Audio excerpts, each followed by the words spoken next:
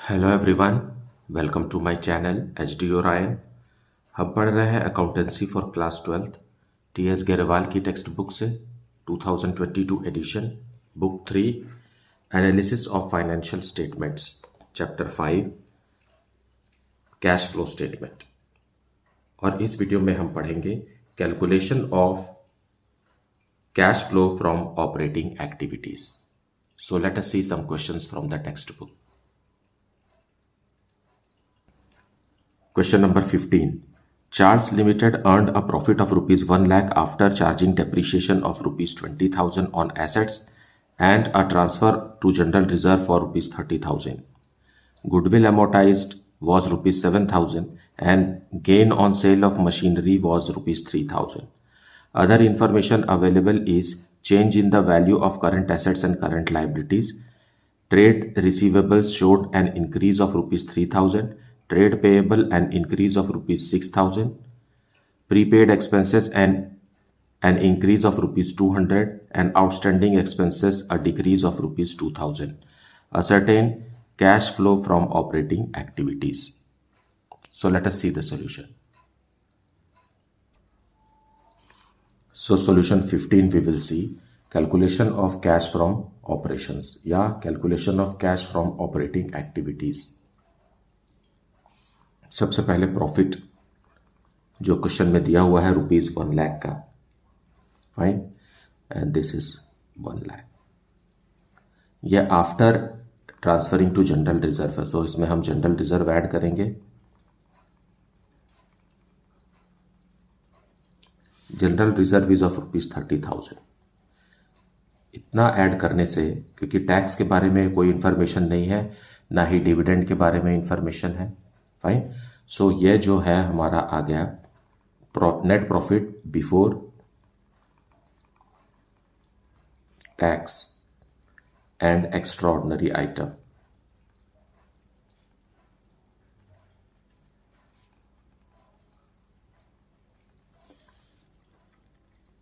इतना आने के बाद हम इसमें ऐड करेंगे non cash and non operating expenses.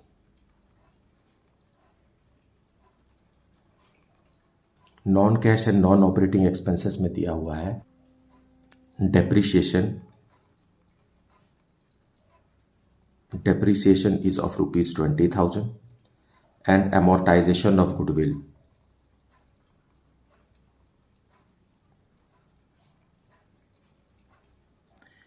ये भी एक तरीके का depreciation है on intangible asset. Only this much is given. So 27,000 rupees का हम इसमें add back करेंगे because these are non cash items. Fine, ये ऑपरेटिंग तो है लेकिन ये नॉन कैश आइटम्स है, इसके लिए cash is not flowing outside, लेकिन हमारा प्रॉफिट जो है वो कम हो गया है क्योंकि it's a charge against profit, fine. अब हम इसमें लेस करेंगे non operating income. Non operating incomes में भी एक पॉइंट दिया हुआ है, नॉन ऑपरेटिंग इनकम में gain on sale of machinery.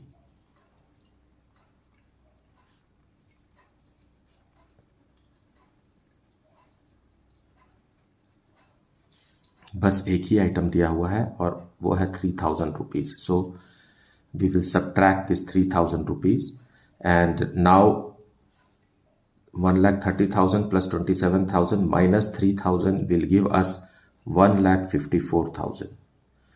तो ये क्या है? ये ऑपरेटिंग प्रॉफिट है। Operating profit before working capital changes. After operating profit before working capital changes हमें वर्किंग कैपिटल का ट्रीटमेंट करना है, और वर्किंग कैपिटल क्या होता है? Current assets minus current liabilities. So हमें करंट एसेट्स और करंट लायबिलिटीज के माध्यम से कैश इनफ्लो और कैश आउटफ्लो को यहाँ नोट डाउन करना है। क्वेश्चन में लिखा हुआ है regarding current assets and current liabilities, trade receivables increase by rupees 3,000। So trade receivables increase हो रहा है, मतलब करंट एसेट्स इंक्रीज हो रहा है, सो ये लेस होगा।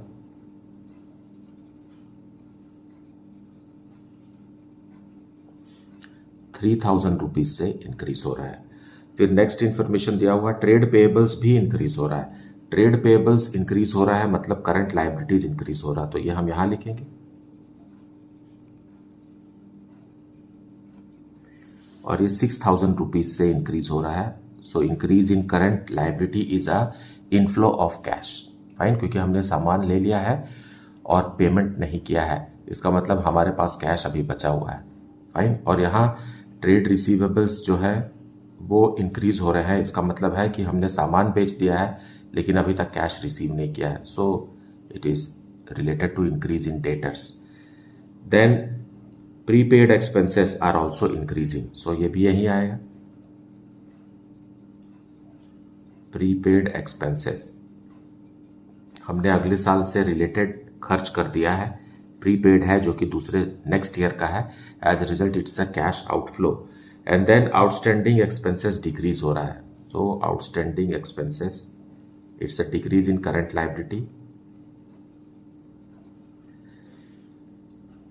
It is decreasing by 2000 rupees. Now it is also cash outflow. Fine, क्योंकि आउटस्टैंडिंग एक्सपेंसेस का पेमेंट करने से ही आउटस्टैंडिंग एक्सपेंसेस डिक्रीज होगा। That much only. So 6000 rupees हमें ऐड करना है इसमें, और 5200 रुपीज़ हमें लेस करना है। ब्रैकेट लगा रहे हैं, ब्रैकेट का मतलब होता है minus. Fine, now what amount we get, this plus this minus this will give us rupees 1,54,800. This is our cash from operation.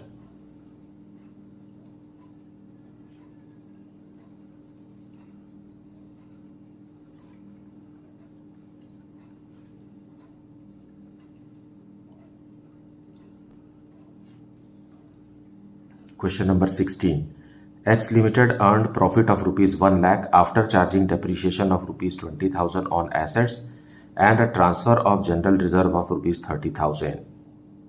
The goodwill amortized was rupees 7,000 and gain on sale of machinery was rupees 3,000. The other information available, that is changes in the value of current assets and current liabilities, is as follows. At the end of the year, debtors showed an increase of rupees 6,000, creditors an increase of rupees 10,000. Prepaid expenses an increase of rupees 200, bills receivable a decrease of rupees 3,000, bills payable a decrease of rupees 4,000, and outstanding expenses a decrease of rupees 2,000. Ascertain the cash flow from operating activities. So question number 16, cash flow from operating activities we have to calculate. और हमें profit before tax दिया हुआ है, no profit after tax दिया हुआ है। Profit is given rupees 1 lakh. It is very similar to previous question number 15। इसमें हम ऐड करेंगे जनरल रिजर्व। जनरल रिजर्व दिया हुआ है रुपीज 30,000 का। सो 30,000 कटने के बाद ही वो 1 लाख है ना। 1,30,000 जो है ये आ गया हमारा net profit before tax and extraordinary items.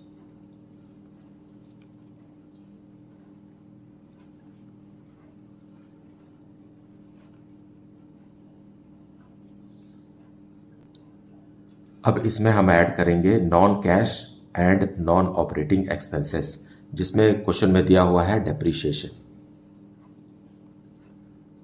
Depreciation is of rupees 20,000 और एमोर्टाइजेशन ऑफ गुडविल भी है।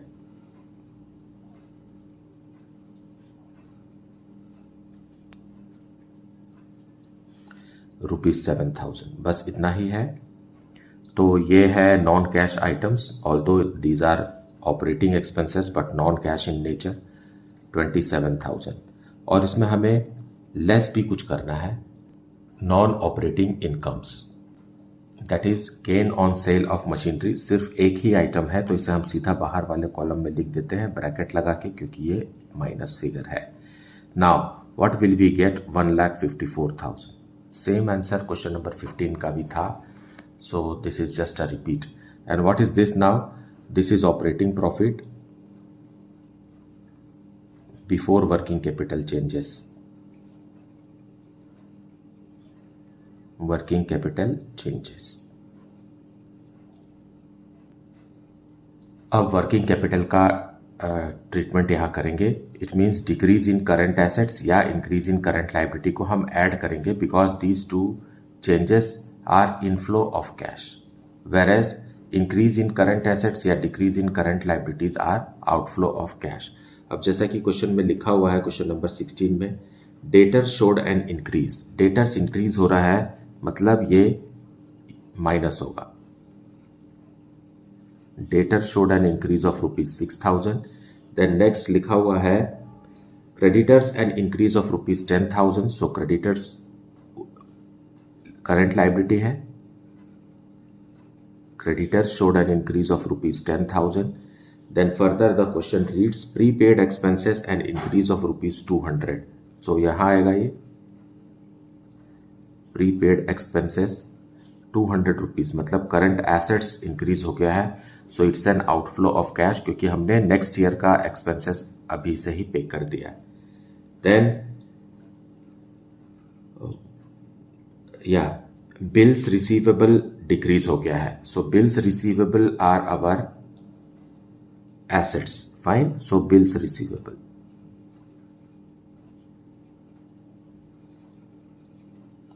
ऑफ ₹3,000 डिक्रीज हुआ है मतलब उन्होंने हमको पेमेंट किया है। Then next is bills payable भी डिक्रीज हो गया है। सो यहां आ जाएगा ये क्योंकि ये करंट लाइबिलिटी है। Bills payable has decreased by ₹4,000। Then further आखिरी में लिखा हुआ है आउटस्टैंडिंग एक्सपेंसेस भी डिक्रीज हो गया। So it's also a current liability, outstanding expenses of ₹2,000, that much only. So इसे ऐड करके बाहर लिखेंगे 13,000 ऐड करना है हमें और इन सब का ग्रैंड टोटल आएगा ₹12,200 जिसे हमें माइनस करना है और इसको हम ब्रैकेट में शो करेंगे। Now we get ₹1,54,800 and this is our cash from operations or you can say cash from operating activities.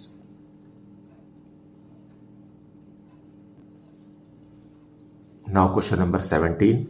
Sunrise Limited reported net profit after tax of ₹6,40,000 for the year ended 31st March 2022. The relevant extract from balance sheet as at 31st March 2022 is, now यहाँ पर current assets और current liability और extraordinary items के बारे में information यहाँ दिया हुआ है, दोनों ईयर का है। 31st March 2022 that's the current year and 31st March 2021 is the previous year. Inventories ₹1,15,000 and ₹1,25,000. Trade receivables ₹1,50,000 and ₹1,10,000. Prepaid expenses ₹20,000 and ₹6,000. Trade payables ₹1,10,000 and ₹80,000. And provision for tax is ₹20,000 and ₹15,000 for the previous year. Depreciation charged on plant and machinery is ₹55,000. Insurance claim received, that is ₹50,000, and gain, that is profit on sale of investment, is ₹20,000. Appeared in statement of profit and loss for the year ended 31st March 2022. Calculate cash flow from operating activities. So let us see the detailed explanation in solution. So solution 17 we will see. सबसे पहले हमें दिया हुआ है net profit after tax. Net profit से ही हमें शुरू करना होता है और कहाँ पर का नेट प्रॉफिट दिया हुआ है, मतलब क्या क्या डिडक्ट हो चुका है, ये भी हमें क्वेश्चन में ध्यान देना है। ये नेट प्रॉफिट आफ्टर टैक्स दिया हुआ है। अब हम इसमें ऐड करेंगे provision for tax. Provision for tax हमें ओपनिंग और क्लोजिंग दोनों दिया हुआ है, लेकिन हमें यहाँ क्लोजिंग को ही हमेशा ऐड करना है और क्लोजिंग है ₹20,000 का। फाइन। अब इस क्वेश्चन में एक एक्स्ट्रा ऑर्डिनरी लॉस भी है, वो आप कैसे फिगर आउट करेंगे। यहाँ लिखा हुआ है इंश्योरेंस क्लेम रिसीव्ड ₹50,000, मतलब लॉस हुआ होगा आपको 50,000 का, तब तो इंश्योरेंस क्लेम 50,000 मिला है। तो आपको यहाँ लॉस को भी लिखना है, लॉस, एक्स्ट्राऑर्डिनरी लॉस या एबनॉर्मल लॉस है ये, क्योंकि हमें 50,000 रुपीज़ का इंश्योरेंस क्लेम मिला है, इसका मतलब इतने का तो लॉस होगा ही, क्योंकि इंश्योरेंस में कभी भी प्रॉफिट नहीं होता है ना। ऐसा नहीं हो सकता कि लॉस आपको 40,000 का था और इंश्योरेंस क्लेम आपको 50,000 का मिला, ये तो कॉन्सेप्ट ही नहीं है। फाइन, सो हम ये मान सकते हैं कि जो इंश्योरेंस क्लेम का अमाउंट मिला है उतने का ही लॉस है। ये मानते हुए हमारा लॉस हो गया 50,000, that is extra ordinary loss. इसे आप ऐड करेंगे, आएगा 7,10,000 rupees, and this is okay. इसमें अभी एक कुछ चीज़ और माइनस भी करना है हमें। फाइन, इसमें हम लेस करेंगे इंश्योरेंस क्लेम,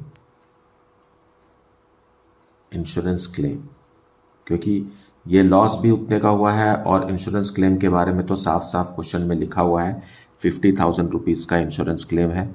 अब जो अमाउंट आएगा दैट इज 6,60,000।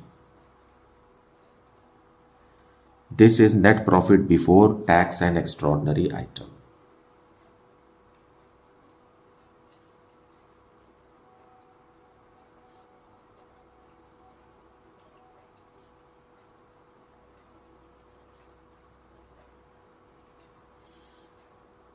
एक्चुअल में कैश फ्लो स्टेटमेंट इसी अमाउंट से, मतलब इससे ही शुरू होता है, net profit before tax and extraordinary items. आप इतना चीज़ को कैश फ्लो के बाहर भी बना सकते हैं सेपरेटली एक टेबल में, लेकिन आप इसे कैश फ्लो स्टेटमेंट के अंदर भी इस तरीके से शो कर सकते हैं। फाइन, अब हम इसमें क्या करेंगे, हम इसमें ऐड करेंगे non cash and non operating expenses को हम ऐड करेंगे, क्योंकि इससे कैश आउटफ्लो नहीं होता है, लेकिन ये नेट प्रॉफिट को कम कर देता है ना, क्योंकि it's a charge against profit. So net profit कम हो गया है and that is not representing the cash status of the company. और इसमें क्या है, डेप्रिशिएशन दिया हुआ है। डेप्रिशिएशन एक नॉन कैश एक्सपेंस है। Depreciation on plant and machinery, it is 55,000 rupees. Fine, सिर्फ एक ही आइटम है तो हम इसे सीधा बाहर वाले कॉलम में लिखेंगे, और इसमें हमें लेस करना है non operating income.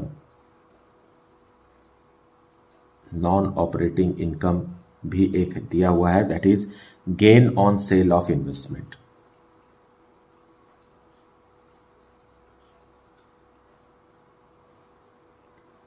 Gain on sale of investments दिया हुआ है एंड इट इज़ 20,000 रुपीज़। तो ये लेस कर देंगे क्योंकि ये ऑपरेटिंग नेचर का नहीं है। अब आप बोलेंगे ये तो कैश है, लेकिन ये ऑपरेटिंग नेचर का नहीं है, हम कैलकुलेट कर रहे हैं cash flow from operating activities.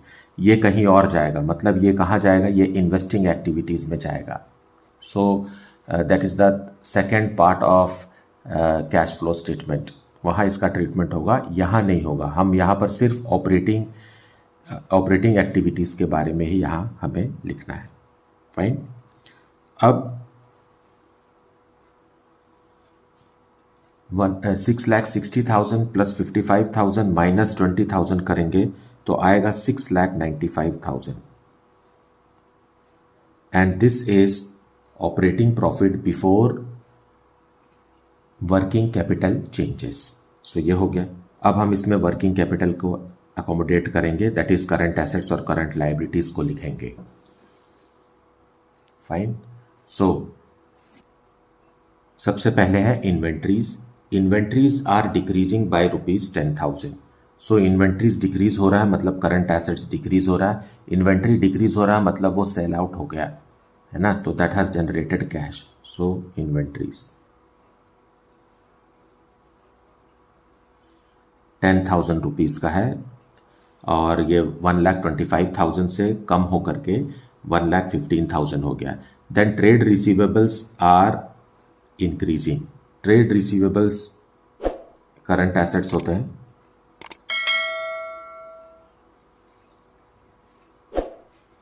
Are increasing bye ₹40,000, मतलब सेल्स इंक्रीज हो गया है लेकिन उधार में, है ना, पैसे तो मिले नहीं आपको, आपका सामान चला गया। So that is considered as what, decrease in cash inflow. Then next is prepaid expenses increase हो रहा है, प्रीपेड एक्सपेंसेस इंक्रीज हो रहा है, ये भी यहीं आएगा। Prepaid expenses are current assets and it is increasing by 14,000 rupees, मतलब हमने नेक्स्ट ईयर का पेमेंट भी इस साल कर दिया है। Fine, so it is a cash outflow. Then trade payables are also increasing by ₹30,000, trade payables, so trade payables हमने क्रेडिट में गुड्स ले आया है और पेमेंट नहीं किया है, so that is equivalent to cash inflow and this is trade payables are how much, 30,000 rupees. Fine, and provision for tax का तो हमने ओपनिंग क्लोजिंग को ले लिया है, that much only current asset और करंट लाइबिलिटी में। यह हो गया 40,000 रुपीज़ और यहाँ हो गया 54,000 रुपीज़। तो यहाँ आप जान लीजिए कि प्रोविजन फॉर टैक्स भी एक करंट लाइबिलिटी है, लेकिन करंट इस वाले करंट लाइबिलिटी को अलग तरीके से ट्रीट किया जाता है। जो ओपनिंग बैलेंस है उसे हम टैक्स पेड मानते हैं और जो क्लोजिंग बैलेंस है उसे tax made, provision tax made for the year ये मानते हैं, और वो net profit before tax and extraordinary items में हम क्लोजिंग लिखते हैं। फाइन, अब जो अमाउंट आएगा हमारे पास वो है, मतलब 6,95,000 plus 40,000 minus 54,000 will give us ₹6,81,000। Fine, इसमें हम फाइनली लेस करेंगे tax paid. Tax paid, tax paid क्या है? प्रोविजन फॉर टैक्स का ओपनिंग बैलेंस है। फाइन, क्लोजिंग वाले को तो हमने यूज कर लिया है net profit before tax and extraordinary items में, और क्लोजिंग को हमें यहाँ पर लेस करना रहता है, और ये है 15,000 rupees. Now what all amount we get is cash from operation, and the amount is 6,66,000. So this is our answer.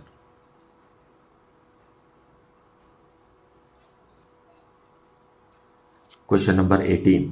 Compute cash flow from operating activities from the following. Profit for the year ended 31st March 2022 is ₹10,000 after providing for depreciation of ₹2,000. Current assets and current liabilities of the business for the year ended 31st March 2021 and 22 are as follows. So यहाँ है 31st March 2021 और यहाँ है 31st March 2022. So हमेशा हमको ध्यान देना चाहिए कि कौन सा कॉलम करंट ईयर को और कौन सा कॉलम प्रीवियस ईयर को रिप्रेजेंट कर रहा है। कई बार यह रिवर्स भी दिया होता है, तो हमारा कैलकुलेशन और कॉन्सेप्ट चेंज हो जाता है। Now trade receivables ₹14,000 and ₹15,000. Provision for doubtful debts ₹1,000 and ₹1,200. Trade payables ₹13,000 and ₹15,000. Inventories ₹5,000 and ₹8,000. Other current assets ₹10,000 and ₹12,000. Expenses payables ₹1,000 and ₹1,500. Trade, what's this? Prepaid expenses ₹2,000 and ₹1,000. Accrued income is ₹3,000 and ₹4,000, and income received in advance ₹2,000 and ₹1,000. So let us see the detailed explanation of this in solution. Solution 18, हमें profit दिया हुआ है, net profit,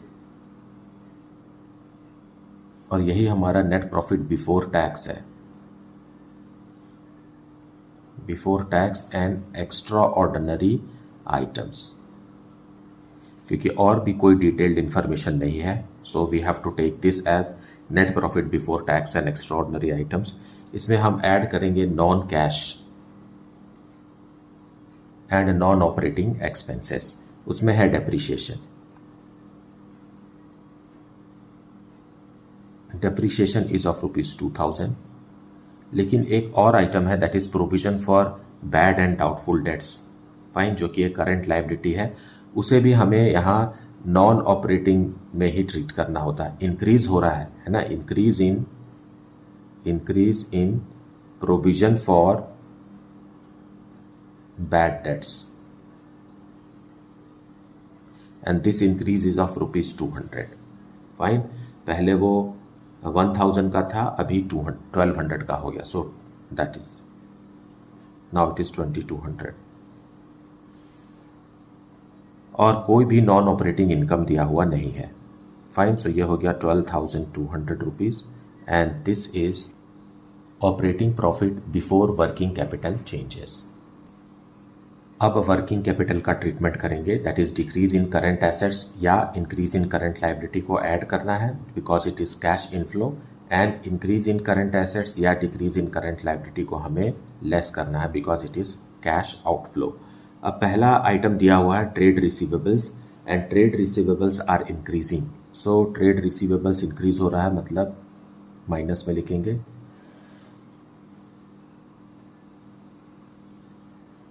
₹1,000 से ये increase हो रहा है, current asset increase हो रहा है.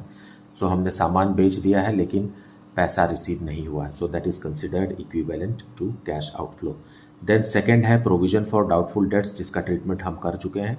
Then trade payables are increasing, so trade payables यहाँ जाएगा. Trade payables are increasing by ₹2,000. After trade payables inventories are increasing by 3,000. so inventories को हमें यहाँ लिखना है. गुड्स खरीद कर लाए हैं लेकिन उसका तो पेमेंट भी किया होगा, तो पेमेंट करने से कैश आउटफ्लो हो गया है.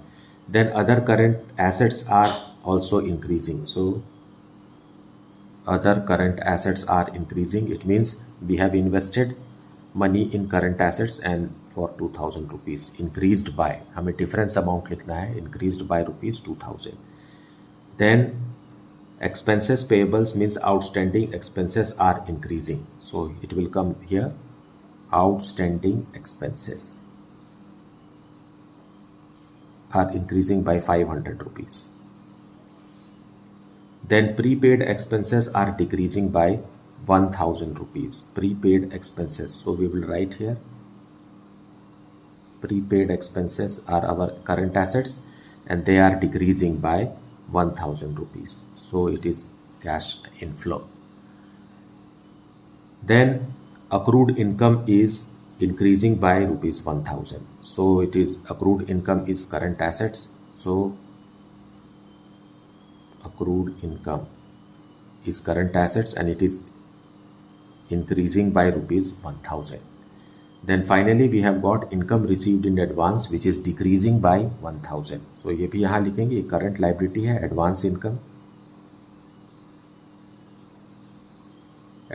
income एक current liability है और ये decrease हो रहा है ₹1,000 से. that much only we have got. now it is ₹3,500 जो ऐड होना है और हमें लेस करना है ₹8,000. 3 4 5 6 7 8 ब्रैकेट में शो करेंगे क्योंकि it's a minus figure. So to get cash flow from operating activities हमें तीनों को ऐड करना है. 12,200 plus 3,500 minus 8,000 and you will get the answer ₹7,700, a positive amount. Fine, ये निगेटिव अमाउंट भी हो सकता है लेकिन यहाँ पॉजिटिव है, it means it is a cash inflow from operating activities. So that is how it is to be understood and solved. मुझे उम्मीद है कि आपने वीडियो को पूरा देखा है और एक्सप्लेनेशन को भी अच्छे से सुना है. इसके बावजूद अगर कुछ डाउट है then please write it in the comment section. Thank you so much for liking, subscribing and sharing this channel, and if you have not yet then please do like it, subscribe it and share it with your friends. Thank you so much for watching this video.